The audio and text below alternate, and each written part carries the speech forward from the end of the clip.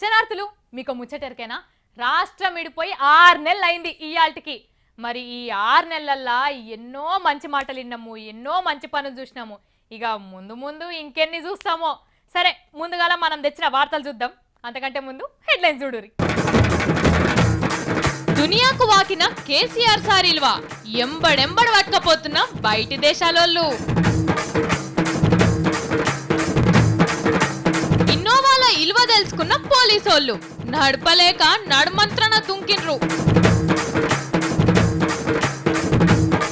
పిరం ticket మీద అగ్వ cinema, ఒక్క సినిమాల తీరొక్క ఏషాలు.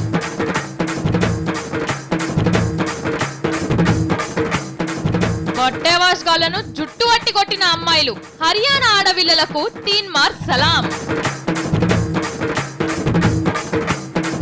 మేతకు పట్నం వచ్చిన గొర్రెల మంద, బెదిరి బెదిరి ఉరుకుతున్న జీవాలు. గౌరవం అంటే అది, గొప్పతనం అంటే అది, గీ తీరుగు ఉండాలి. ఇల్వంటే ఉత్తగా పిలువని పేరంటానికి ఓడు కాదు. ఇంటికొచ్చి అయ్యా మీరు మా ఇంటికి రావాలే, మా మర్యాదలు చూసిపోవాలి అని ప్రేమగా పిలిపించుకునేంత ఇలువ సంపాదించుకున్నాడు అంటే మాటలా చెప్పురి. ఇగో గట్లనే మన మనసులనే కాదు, వేరే దేశపోళ్ళ మనసు కూడా గెలుచుకున్నాడు మన సారు. ఏంది ఎవరో ఇంకా తెలుస్తలే, మన సారే. సుడురి కేసీఆర్ సార్ పనితనం బయటి దేశాలల్లా ఎట్లా ఎలిగిపోతున్నదో. సారు సలహాలు తీసుకునేందుకు పెద్ద పెద్ద దేశాల్లో లెగబడుతున్నారు. చైనా దేశపోళ్ళైతే ఎంబట్నే మా దేశం రావాలి అని హైదరాబాద్ వచ్చి బల్మి చేసిండ్రంటే సారు తరీఖా చూడురి. ఆ దేశంలో ఉన్న సిచువాన్ అనే రాష్ట్రం పెద్ద మనిషి మన కేసీఆర్ సార్ తనకు 2 మనుషులను తోలి మా దేశం రావాలి అని పిలిచిండు. మా తాన కూడా మీకాడున్నట్టే ఇల్వగల్ల భూములు, తీరొక్క సంపద షానున్నది. పండుగల పబ్బాలు కూడా మీ లెక్కన వేసుకుంటాం. అగో మా పండుగ ఒకటి ఉన్నది నడుమ, అవి చూసేటందుకు మా దేశం వచ్చి మమ్మల్ని ఖుషి చేయాలి అని కేసీఆర్ సార్ను ఒక్క తీరుగా అడిగిర్రు. ఎక్కడికెళ్ళో వచ్చి గంత మంచిగా మర్యాదగా పిలిచే వరకు కేసీఆర్ సార్ కూడా సరే వస్తా అని చెప్పి పంపిండు వాళ్ళకు. అంతకు ముందు సింగపూర్ దేశపోళ్ళు కూడా కేసీఆర్ సార్ ను పిలిచి 4 మంచి మాటలు మాట్లాడాలి అని భారతదేశంలోకి వెళ్ళి సార్ను ఒక్కరినే పిలిచిండ్రు. ఇదివరకు ఎవ్వరిని విలువలేదు. అట్లా గంత గొప్పగా పెరిగిపోతున్నది మరి మన సారు కీర్తి. ఓ 10 దినాల ముంగట మన పక్క రాష్ట్రం సర్కారోళ్ళు కూడా కేసీఆర్ సారు సలహాల కోసమని ఫోన్ కొట్టంగానే నేను మస్తు బిజీగా ఉన్నా, మా మనిషిని పంపుతున్నా అని ఒక ఆఫీసర్ కు ఆ పని అప్పచెప్పిండు. సారు పదవిలోకి వచ్చి 6 నెలలు అయిందో లేదో గీ తీరుగా బయటి దేశపోళ్ళ మనసు గెలుచుకుంటుండు. ఏడాది తిరగక ముందే ఒబామా సార్ కూడా అమెరికాకి వచ్చిపోవే అని పిలిచినా ఆశ్చర్యం లేదు. 5 ఏళ్లల్లా ఇంకెన్ని అద్భుతాలు చేస్తాడో సారు చూడాలే. కానీ ఇంకా మోడీ సారు, చంద్రాల సార్లను చూడుర్రి ఎట్లా దేశాలు బట్టి తిరుగుతున్నారో. చంద్రాలు సార్ అయితే పిలువని పెళ్లికి పోయి నేనే మంత్రాలు చదువుతా అన్నట్టు గీ తీరుగా బయట దేశాలకు ఓవుడు, వాళ్ళకే మర్యాదలు చేసి రావట్టే. ఎంతైనా కేసీఆర్ సారు పనితనమే పనితనం వల్ల. సారు ఇట్లనే చేసుకుంటా పోతే చంద్రాల సార్ కూడా సలహాలు అడిగినా అడుగుతాడు అంటున్నారు సీఎం సార్ పక్క పొంటున్నోళ్ళు. రామరాజ్యం రామరాజ్యం అంటే ఎట్లుంటదో ఎవరికెరక. రామాయణం లిన్నంగాని ఏమన్నా చూసినామా పాడా కదా. మరి కలియుగంలో రామరాజ్యం ఏడున్నదో ఎరికేనా. రామరాజ్యం అంటే ఎట్లుంటదో చూడాలని కాయిస్తున్నదా. అయితే ఖచ్చితంగా ఈ వార్త చూడురి. 60 ఏండ్ల సంధి తన్లాడి తెలంగాణ ఏర్వడి ఇయాల్టికి బరాబర్ 6 నెలలు అయిందోల్లా. ఇక తొలిసూరి ముఖ్యమంత్రిగా మన కేసీఆర్ సారు సీఎం కుర్చీలో కూర్చొని కూడా 6 నెలలు అయినట్లే. మరి 6 నెలల్లో దానికి ముంగట ఎలక్షన్లా కేసీఆర్ సారు చాలా మాటల చాలా చెప్పిండు కదా, ఏం చేస్తే బంగారు తెలంగాణ ఎట్లా తయారైతుందో. నట్టింట్లో నల్ల నీళ్లు ఓపిచ్చుడు, చెరువు కట్టలు బందోబస్తు చేసుడు, ఊర్ల పొంటి సడకులు చక్కగా చేసుడు, ఒక హాలు 2 అర్రలతోని ఇండ్లు కట్టుడు, కంపెనీలు పెట్టించుడు, ప్రాజెక్టులు కట్టించుడు, మన నీళ్లు మన పొలాలకు మలుచుకునుడు. ఇగో గిట్ల చాలా చెప్పిండు. సరే, పింఛన్లు వచ్చుడు కార్యం అయితే షురువైంది గాని తతిమాటి సంగతి ఏమాయే అని రంది పడుతున్నారా? మీరేం ఫికర్ చేయకుర్రి, కావాలంటే కేసీఆర్ సారే చెప్తాడు ఇనుండ్రి. దాకా మనం మాట్లాడిన కానీ ఇక మాటలు బంధు, పని షురువు పెట్టాలి. మంచిగా విన్నారు కదా. సార్ అయితే చాలా ఒట్లు పెట్టిండు, చెప్పినవన్నీ చేస్తలేడు అని ఊర్ల పొంటి కొందరు డౌట్ పడుతున్నారట. మరి మీరేమంటారు సార్? జరగకపోయే ముచ్చటే లేదు. పట్టు పడితే జిద్దు పడితే ఏదైనా జరిగి తీరుతుంది. అట్లనే సార్, గట్టి పట్టు పట్టుర్రి, చెప్పినయన్ని చేసి చూపియుర్రి. పబ్లిక్ కూడా గదే కావాలే సార్. సరే గని మళ్ళేమన్నా ఎటమటమైతే ఎట్లా సార్? 4.5 సంవత్సరాల నాటికి ప్రతి ఇంట్లో నల్లాతోని పరిశుభ్రమైన మంచినీళ్ళు ఇయ్యకపోతే మళ్ళీ మేము ఓట్లు అడగమని చెప్పిన నేను. అబ్బా సుడురి, గిసుంటి మాటలు ఎవరైనా ఎలక్షన్ల ముంగట చెప్తారు గాని సీఎం కుర్చీలో కూర్చొని చెప్పినోళ్ళు ఎవ్వరు లేరు కావచ్చు. పొరి చెయ్యకుంటే మళ్ళా ఎలక్షన్ల మేమేం చేయాలనో కూడా మీరే చెప్తిరి. చాలు సార్, ఇక చాలు. మీరు గీ తీరుగా చెప్పినాక ఒట్టు పెట్టిన ఏవి గట్టు మీద పెట్టరని బరాబర్ చేస్తారని మాకు నమ్మిక అవుతుంది సార్. మీ నోట్ల నుంచి వచ్చిన అన్ని చేసిండ్రే అనుకో, ఇక మీకు తిరిగే ఉండదంటున్నారు సార్ పబ్లిక్.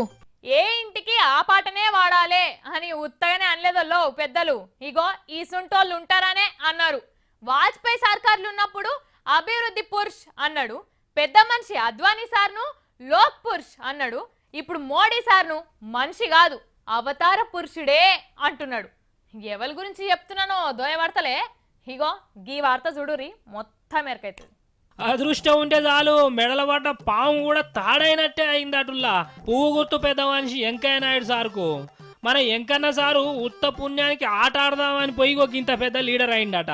అరే గిదేంద్రు, అందరూ డాక్టర్ కావాలని పోయి యాక్టర్ అవుడు, యాక్టర్ కావాలని పోయి డైరెక్టర్ అవుడు, ఇంకా ఏదో కావాలని చదువు చెప్పే సార్ అవుడు. గిసోటి ముచ్చట్లు మస్తుగానే విన్నాం కదా.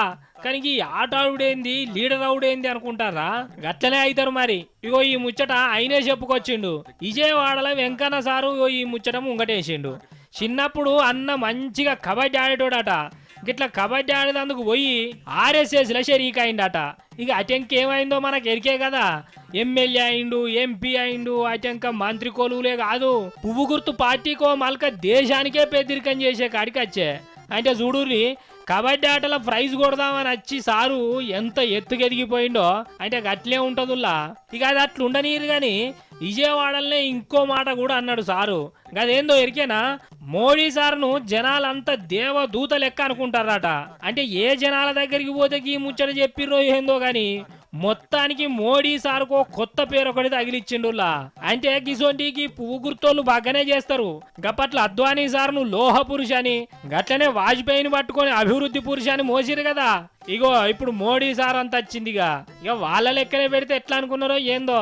అది కాదు ఇది కాదు, మోడీని సూటిగా తీసుకుపోయి దేవదూత కాడ చేసి పెట్టిండు వెంకయ్య సారు. అంటిగా మోడీ వెనకచ్చే లీడర్ కి ఇంకేం పేరే మిగిలకుండా చేసిండు చూడుర్రి. మరి మోడీ సార్ ఏం చేస్తాడో, మరి వెంకన్న సార్ ఏం చేస్తాడో చూడాలిగా. ఆ తాయిత్తులు కడతాం, తాయిత్తులు ఎడమ చేతికి గట్టిర్రంటే ఏలినాటి శని పోతుంది, కుడి చేతికి గట్టిర్రంటే కుజదోషం పోతుంది. ఏ కొలువు కావాలంటే ఆ కొలువు వస్తుంది, లగ్గం కావాలంటే లగ్గం అవుతుంది, ఏం కావాలంటే అది అవుతుంది. మరి రావాలే రావాలే, జల్ది రావాలే, లేట్ చేయొద్దు, అదృష్టం పోతుంది. ఏమో తాయిత్తుల మీద దుఃఖనంగిన పెట్టినా అనుకుంటురా ఏంది? హౌ గిడ కొలువు అయిపోయాక పోయి జరంతగా తాయిత్తులు కట్టే పని చేద్దాం అనుకుంటున్నా. గా పని చేస్తే మస్తు పైసలు వస్తున్నాయట. కావాలంటే మీరు కూడా చూడురి. పరీక్షలలో షిట్టీలు కొట్టడం అందరికి ఎరికే, కానీ ఇదంతా 10వ తరగతిలోనే ఉంటది. 12లో కూడా కొందరు ఆనకాలం చదువులు చదివేటోళ్ళంతా షిట్టీలకు మొక్కే పాస్ అవుతారన్న ముచ్చటే ఎరికైన ముచ్చటే. ఇదే ఉపాయాన్ని కొందరు బట్టేవాజిగాళ్ళు నౌకర్లు వచ్చే పరీక్షలలో కూడా చేపిస్తామని పైసలు వసూలు చేసే ముచ్చట కూడా ఎరికైందే కదా. ఇగో గసొంటిదే ఇంకోటి బయటపడ్డది చూడండి. రైలు శాఖల నౌకర్లు వచ్చేదానికి పెట్టిన పరీక్షలల్లా మీకు మంచిగా నౌకరు వచ్చేటట్టు రాపిస్తామని కొందరు లంగగాళ్ళు కొత్త ఉపాయం చేసిండ్రు. ఇగో వీటిని చూడండిలా ఎంతెంత ఉన్నాయో. ఇవి ఏంటి అనుకుంటున్నారు? ఇగో చేతికి కట్టుకునే తాయితోది ఉన్నది చూడు, అది ఫోన్ అన్నట్టు. ఇగో గింతంత చెవుల జీవులు తీసుకునే పత్తంత ఉన్నాయి చూడండి. గివి బ్లూటూత్ అన్నట్టు. అంటే వైర్ లేకుండానే చెవులలో పెట్టుకుంటారు చూడండి గవి. ఇక మొత్తం అర్థమైనట్టే ఉన్నదిగా మీకు. గదే ఇక పరీక్షకు పోయిన వాళ్ళు గిట్లకి ఫోన్ను చేతికి తాయితీ లెక్క కట్టుకొని గట్లనే చెవులకి వినిపించే మిషన్ పెట్టుకొని పోతారు అన్నట్టు. ఇంకేందిగా ఇలా పరీక్ష పెట్టే సరే ఏమేం ప్రశ్నలు వస్తాయో వాటిని ఫోన్లో అవతలకి పంపిస్తే అటు అవతలకి వెళ్ళి ఇగో ఇలా చెవులలో జవాబులు చెప్తారు అన్నట్టు. మంచిగా ఉన్నది కదా వీళ్ళు ఇగరం. గింత దొంగ తెలివి చదివేదందుకు పెడితే చక్కగానే పాస్ అవు కదా. మరి గీ ముచ్చటెట్లు ఇవతల పడ్డది అనుకుంటున్నారా? ఎందుకు పడదులా? గొంగట్ల నిప్పేసోంటిదో దొంగ పొత్తులు కూడా గసోంటియే. ఒక్కొక్క పొరగంతాన 5 లక్షలు వసూలు చేసిండ్రట. 5 లక్షలు. అసలు ఏనో కాడ ఎటమటం అయినట్టున్నది. ఆయనతో పోలీసు వాళ్ళకి పోయి చెప్తే అంత పట్టుకున్నారు. అయితమే గాని గిట్లా దొంగల మాటింటే ఏమైంది, లచ్చలు వాయే, ఇంకో పరీక్ష రాయకుంటాయే, ఆఖరిజాలకొస్తే జైలుకు పోయే కాడికి వచ్చే వ్యవహారం. అయినా నిద్రాగారాలు మాని కొలువు కోసం చదివేటోళ్ళని కాదని గిట్లా నౌకర్లను కొట్టాలని అనుకుంటే ఇగో గిట్లనే అవుతుంది. ప్రైవేటు బళ్ళల చదువు ఏ పాటి కమ్మగుంటదో ఇప్పుడు తెలిసింది. రంగురంగుల డ్రెస్సులు పట్టించుడు, ఎల్కేజీ పోరానికి కూడా 10 కిలోల పుస్తకాల బ్యాగు తలిగిచ్చి మరి వీళ్ళు చెప్తున్న చదువులు ఎట్లున్నాయో ఎరికేనా? ఉన్నాయి లేని అన్ని పట్టించి వేలకు వేలు ఫీజులు కట్టించుకునేటోళ్ళు ఏం చేస్తున్నారయ్యా అంటే ఇది కథ. చదువు శారెడు బల్పాలు దోషరన్నట్టే తయారైందుల్లా ప్రైవేటు బడుల పోరగాళ్ళ ముచ్చట. అరే చదువులంటే ఎట్లయిపోయినాయి అయ్యాలి. రేపు పోరగానికి 3 ఏళ్ళు దాటంగానే గుమ్మిలున్న 3 పుట్ల వడ్లమ్మి చిన్న బడుల్లో తోలుతుంటిరి. కానీ అవన్నీ ఉత్త మీది మెరుగుల చదువులేనని బయటపడ్డదుల్లా ఇనురిగా. ఇగో దేశంలో ఉన్న బడుల్లో చదువులు ఎట్లున్నాయని చెక్ చేసేందుకు SCERT అంటే రాష్ట్ర విద్యా పరిశోధన శిక్షణ మండలి అని ఒకటి ఉంటుంది. గది మన తెలంగాణలో ప్రైవేటు బడుల చదువుల బండారం అంతా బయట పెట్టింది. అసలు ఈ బడుల్లో చదివేటోళ్లకు సగం మందికి అంటే 50% మంది పోరగాళ్లకు తెలుగు రాసుడే వస్తలేదట. అట్లని ఇంగ్లీష్ వస్తుంది అనుకుంటారా ఏంది, అది కూడా వస్తలేదట. 10 చదివే పోరగాళ్ళకి అయినా ఎక్కాలొత్తలేవట. అందాకెందుకుల్లా 4 మామిడికాయలు 6 జామకాయలు కలిపితే ఎన్ని అవుతాయిరా వారి అంటే మొత్తం నెత్తే గోక్కుంటారట. అంటే చూడుర్రి ఎంత చదువు చదివినా కూడికలు తీసివేతలు కూడా వస్తలేవట. గట్ల పాడుపడ్డాయి ప్రైవేటు బడుల్లో చదువులు. ఇక బగ్గ చదువు వచ్చిన సార్లేమో సర్కారు బడుళ్ళు ఉండే, ఇక చదువు రాని వాళ్ళంతా ఇట్లా ప్రైవేటు కొలువులు చేయబట్టే ఇక వాళ్ళకే చదువు చక్కగా రాకపోయా ఇంకా పోరగాళ్ళకే చెప్తారు చెప్పుర్రి. ఇక దాంట్లకు మళ్ళా ర్యాంకుల గురించి పట్టించుడు చదువులే. ఇక ఈ కథల పడే వరకే ప్రైవేటు బడులన్నీ శుద్ధ సన్నాసి బడులు అయిపోయినాయి అటుల్లా.